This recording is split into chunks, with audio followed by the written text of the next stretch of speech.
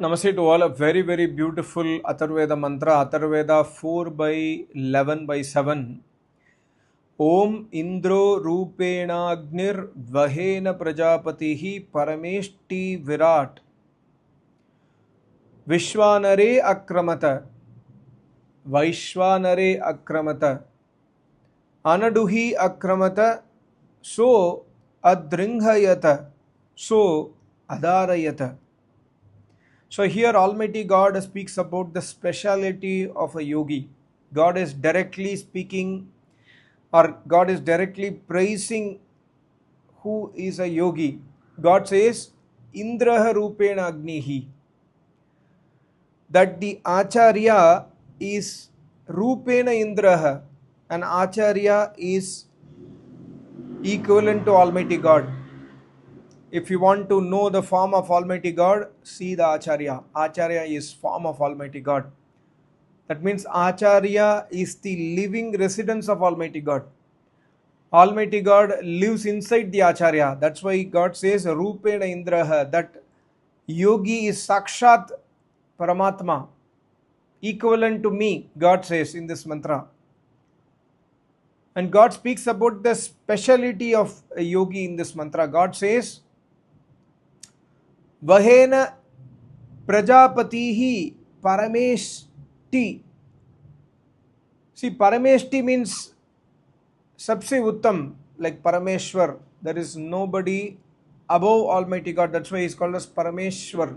Parameshti means that yogi is in a place which is in the top. That means the yogi has attained the highest state of emancipation, the last Kaivalya path, the last state of realization. That's why that state of yogi is called as Parameshti. That Almighty God Prajapati is the one. Prajapati means one who is Rakshak of all the humanity, all the world. But he is Prajapati, is Praja ka palan karne wala, Praja ka Malik. That Almighty God is the one who has taken the yogi to Parameshti Sthan. He has taken that yogi to realize himself. If you remember, I made a video on Brihadaranyaka Upanishad, Kathopanishad, where it is very clearly mentioned that if Almighty God gives you Vardhan, gives a person Vardhan, then that person can realize Almighty God. So Almighty God takes that yogi to the highest state of emancipation. Why? Because of his own tapasya, because of yogi's tapasya, because of intense Ashtanga Yoga tapasya, he reaches that state. And that yogi has a quality of Virat. Virat means special, special. He has a special glow in his face. He has a special glow in his body. He has a special glow in his life. He has a special glow in his residence. When an Acharya speaks the knowledge of the Vedas, there is a special attraction there. If you go and sit in a yajna where an Acharya gives knowledge, you might probably understand this. Otherwise, it's not possible. So that Almighty God is the one who is taking the yogi to the highest state. So, and also that yogi has a quality of Vahena. A yogi has Samarthya. He has the capability to solve our problems. He has the capability to solve the problems, listen to the problems of the disciple, also non-disciples. When you go to an Acharya, he will listen to your problems. He has the capability to give blessings, and also he has the capability to give you solutions. And he has the capability to do this for the entire world. Like example, when you see Srimad Bhagavad Gita, the knowledge of Gita is for the entire world. Written by Vyasmuni, Yogeshwar. Spoken out by Sri Krishna. Means Vyasmuni used the name of Sri Krishna for Gita. But Vyasmuni is a yogi. Similarly, Sri Krishna was a yogi. So yogi is Vahena. He has a special capability to solve our problems. He has special capability to solve the problem of the entire world if somebody goes and listen to him. And Vishwanare Akramata. That Almighty God Vishwanare, see Vishwanare, Vaishwanare, Anaduhi. All these things are adjectives of Almighty God. And Akramata, that yogi resides inside the Almighty God. That yogi Paramat Vishwanare is in that Vibhakti which says Sabke Nayak Paramatma me pravishta. That means that yogi is always sthit in that Paramatma. Who is that Paramatma? Vishwanare. He is the Vishwanare means, Nare means humans, Vishwa means all. That Almighty God is the Lord of all the humans. Similarly, Vaishwanare, that Almighty God, Nare means again human beings, that Almighty God is the one who does Hitkari, who is a Hitkari for all the human. Hitkari means one who does good. That's why God is also called as Shiv. Shiv means one who does good to everybody. So Vaishwanare Akramata, that yogi is permanently rooted in that Almighty God. That's why the quality of that Almighty God is reflected in the yogi. That's why God uses the word Rupena Indraha. Because God is Nayak, God is the Lord of all the human beings. Similarly, a yogi is also Lord of all the human beings. Yogi has the quality of Almighty God, says this mantra, Rupena Indra Agnihi. That yogi has the quality of that Almighty God. Is equivalent to that Almighty God. What Almighty God does, Almighty God is the Lord of all the human beings. Similarly, a yogi has the capability for that. But when we go to that yogi, when we serve the Acharya, when we accept our Acharya without any doubt, and when we have Indri Sanyam, these are very important qualities. Similarly, Anaduhi Akramata,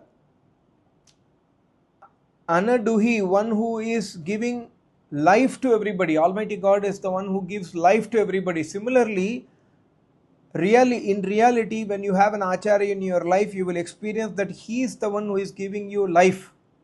Without an Acharya in our life is a total waste.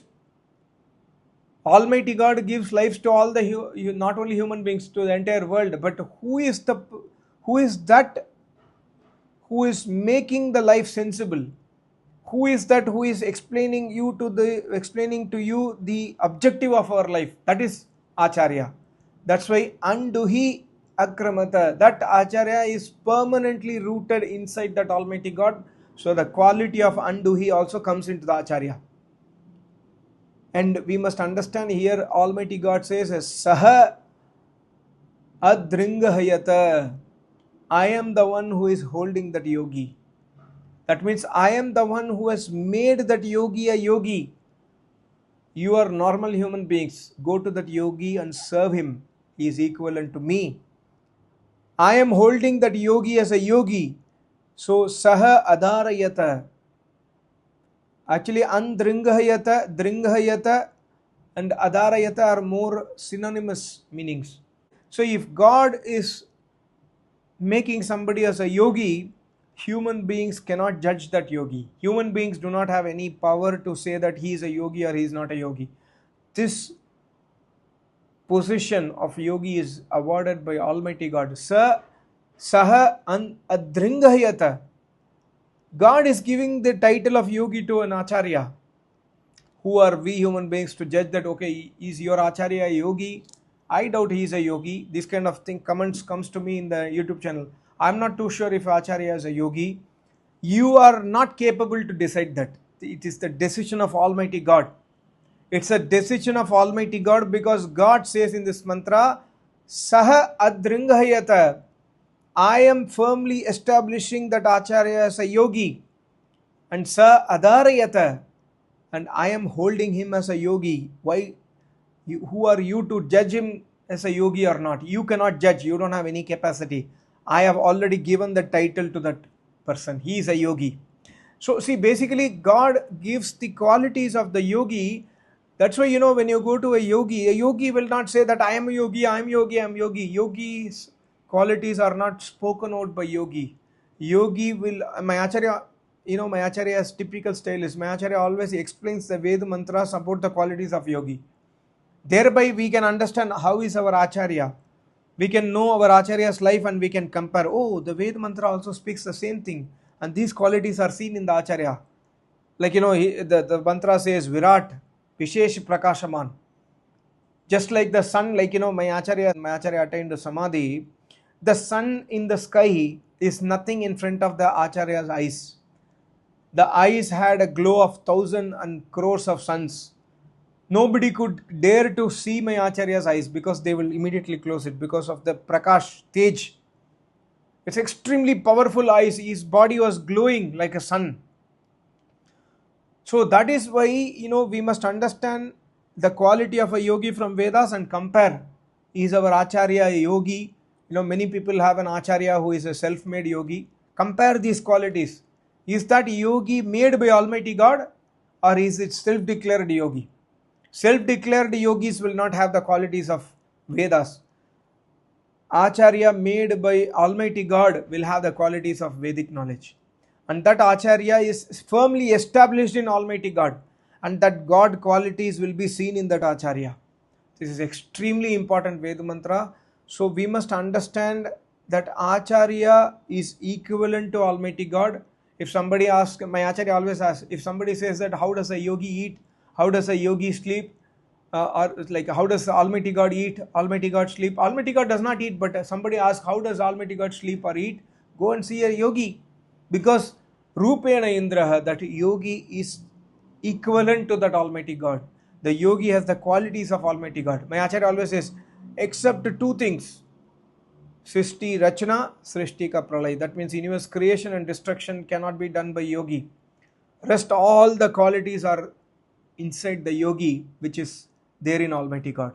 That's why we must go to yogi. But yogi is almost always silent, and he is almost, let's say, invisible. He is not visible to the world. He is always in his ashram, in his residence, in his room. Silently he is sitting and in dhyan. But that yogi is the one who is super powerful. Vishwanara, he is the Lord of all the human beings in this world. Because God is Lord of all the human beings, similarly yogi gets that quality from Almighty God because of his tapasya. So beautiful mantra. Thank you so much. Namaste. Om.